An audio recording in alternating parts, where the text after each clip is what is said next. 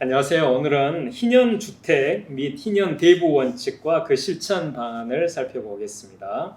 먼저 희년 주택 원칙과 그 실천 방안입니다. 희년 주택법은 가나안 땅에 사는 이스라엘의 모든 지파와 나그네와 극빈층, 한마디로 그 땅에 사는 모든 사람의 주거권을 보호하는 제도였습니다. 그래서 요약해서 만민 주거권 보호제라고 할 수 있습니다. 그래서 이 희년주택법의 원칙은 만민 주거권 원칙입니다. 이스라엘의 주택들 가운데 12지파의 촌락주택과 레위지파의 성읍주택에 대한 법은 토지법과 똑같아서 주택 자체를 영원히 사고팔 수 없고 주택의 사용권을 다음 희년까지만 한시적으로 사고팔 수 있습니다. 그리고 희년이 오면 원 가족에게 반환되고 희년 전에 언제든지 주택 무르기가 가능합니다. 이것은 모든 지파, 그러니까 12지파와 레위지파, 즉 모든 지파의 주거권을 보호하기 위한 것입니다. 그런데 성벽 있는 성내 주택에 대한 법은 이와 다릅니다. 성내 주택은, 성 안의 주택은 사고판 지 만 1년 안에만 무를 수 있고 1년 안에 무르지 못하면 산자의 영원한 소유로 확정되고 희년이 오더라도 반환되지 않습니다. 이 특별한 규정은 이스라엘에 들어온 이방인 나그네들이 땅이 없으므로 생계를 위해 상업이나 수공업에 종사할 수밖에 없는 특수한 형편에 처해 있기 때문에 나그네들이 성 안의 집들 가운데서 히브리인에게 사서 마련한 그 가게를 겸한 집에 안정적으로 계속 거주할 수 있도록 배려한 규정입니다. 그래서 한마디로 나그네의 주거권을 보호하기 위한 것입니다.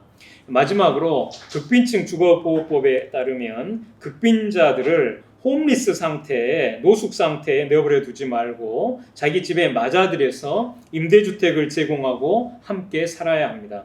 예컨대 희년주택법은 모든 사람, 그러니까 모든 지파, 나그네, 극빈층 이들 합해서 모든 사람의 주거권을 보호하기 위한 것입니다. 그러므로 희년주택법의 원칙은 만민 주거권 원칙이라고 할 수 있는 것입니다. 그럼 그리스도인과 교회가 희년주택법에 담긴 만민 주거권 원칙을 우리 시대에 실천할 수 있는 방안은 무엇일까요? 첫째, 그리스도인과 교회가 만민 주거권 원칙이 현대적으로 적용되어 제도화되는 데 관심을 갖고 여러 가지 그 주거권 보호제도 입법 운동에 동참해야 합니다.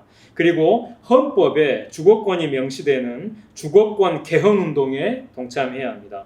둘째, 그리스도인과 교회가 불법 체류 외국인 노동자들의 주거권을 합법적으로 보장하는 제도를 만드는 데 동참해야 합니다.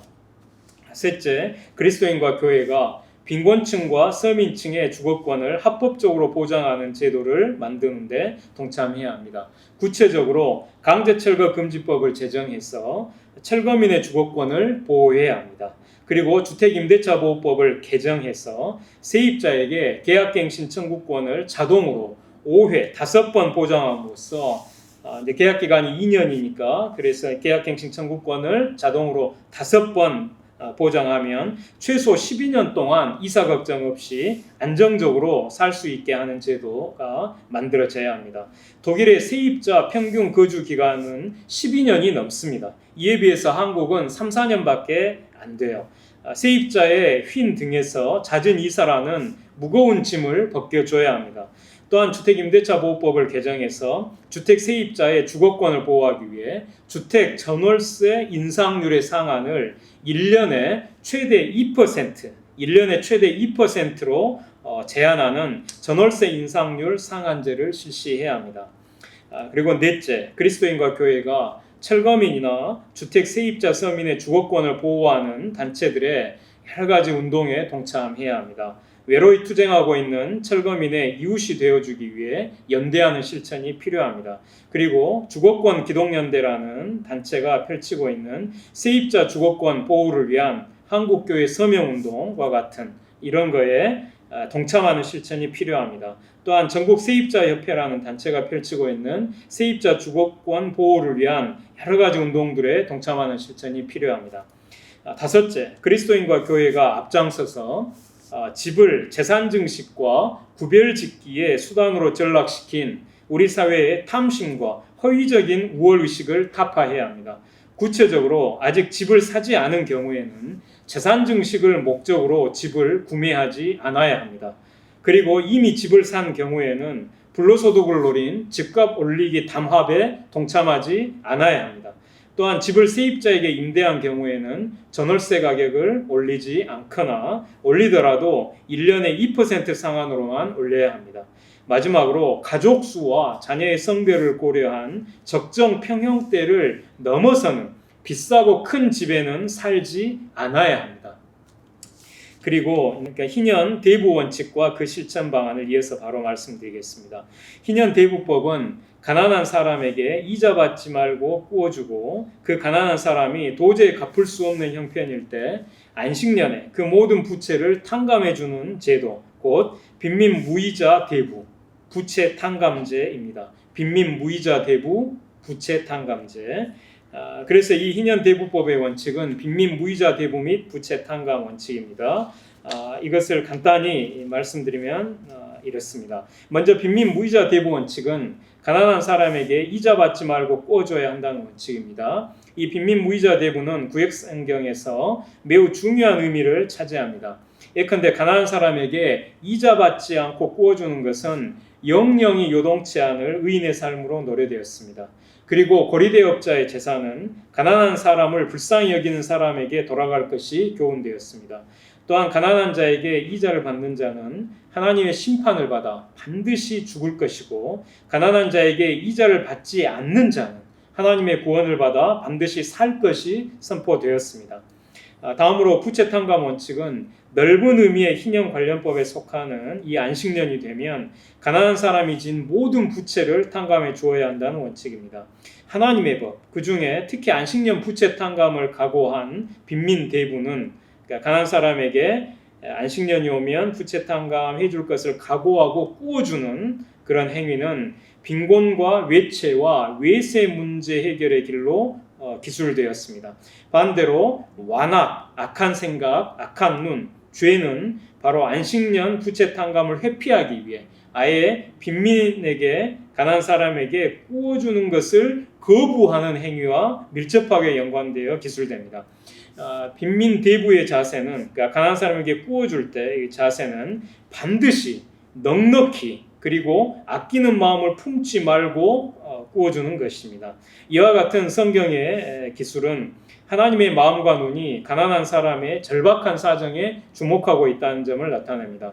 어떤 사람은 가난한 사람의 도덕적 해이 문제를 내세워서 빈자에게 꾸어준 빚을 탕감해주면 안 된다고 주장하는데 성경은 빚을 꾸은 자가 그 빚을 충분히 갚을 수 있는데도 갚지 않는 것은 악이라고 말합니다. 이처럼 채무자의 도덕적 해이 문제를 성경은 간과하지 않습니다. 그러나 성경이 보다 더 주목하는 것은 바로 빚을 꾸지 않고는 견디기 힘든 가난한 사람의 절박한 사정이고 또 꾸어간 빚을 갚으려고 해도 도저히 갚을 수 없어서 채권자로부터 빚독촉에 시달려야 하는 빈자의 괴로운 마음인 것입니다. 요컨대 희년 대부법의 원칙은 두 가지입니다. 하나는 가난한 사람에게 이자 받지 말고 꾸어줘야 한다는 빈민무이자 대부 원칙이고 다른 하나는 가난한 사람이 진 모든 부채를 탕감해 주어야 한다는 부채 탕감 원칙입니다. 그럼 그리스도인과 교회가 이 희년 대부법에 담긴 빈민무이자 대부 부채 탕감 원칙을 실천할 수 있는 방안은 무엇일까요? 첫째, 그리스도인과 교회가 빈민무이자 대부 부채 탕감 원칙이 현대적으로 적용되어 제도화되는 데 관심을 가지고 가난한 사람들이 지금보다 훨씬 더 낮은 이자로 돈을 대출받을 수 있게 하고 극빈층은 이자 없이 대출받을 수 있게 하는 이자 제한법 개정운동에 동참해야 합니다. 그리고 가난한 사람들이 도저히 갚을 수 없어서 일정 기간 동안, 예를 들어 6년 동안 장기 연체된 부실채권은 그 효력을 아예 소멸시키는 제도 입법 운동에 동참해야 합니다. 둘째, 그리스도인과 교회가 빈민무이자 대부 원칙을 현대에 적용해서 빈민무담보 최저이자 소액대부, 그러니까 가난한 사람에게 담보를 요구하지 않고 가장 싼 최저 이자로 소액을 대부하는 이 마이크로 크레딧 운동에 동참해야 합니다. 구체적으로 그리스도인과 교회가 가난한 사람들에 대해 소액 대부를 실행하고 있는 단체들, 예를 들면 희년은행과 같은 그런 단체에 기부하거나 무이자 적금과 같은 방식으로 출자하는 실천이 필요합니다. 그리고 그리스도인들이 개인적 차원에서 돈이 급히 필요하지만 그 돈을 빌릴 수 없어서 곤란에 처한 가난한 사람에 대해서는 일정 기간 후에도 빌려간 사람이 도저히 갚을 수 없을 경우에는 탕감을 하리라 라고 각오하고, 탕감해도 괜찮은 재정 지출의 한계 안에서 소액을 대부하는 실천이 필요합니다. 또한 지역교회들이 자기 교회 안에 소액대부위원회를 만들어서 가난한 성도들과 이웃 주민들에게 소액을 대부하는 실천이 필요합니다. 그리고 한국교회가 연합해서 기독교 은행을 만들어 한국 사회의 가난한 사람들뿐만 아니라 북한 동포들의 생계형 사업들을 위해 소액을 대부하고 그 실천으로 통일을 구체적으로 준비해야 합니다. 셋째, 그리스도인과 교회가 부채 탕감 원칙을 현대에 적용해서 실천해야 합니다.